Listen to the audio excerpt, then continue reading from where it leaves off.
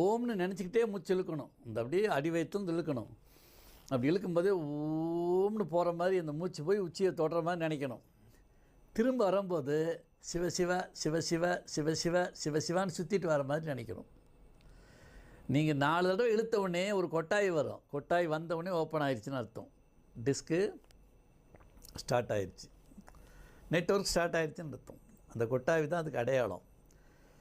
நீங்கள் எவ்வளோ நேரம் இருந்தாலும் கொட்டாய் வராது. இதை சொன்ன உடனே வந்துடும். எங்களுக்கெல்லாம் அது அனுபவம். அப்படி தூங்கிடணும்.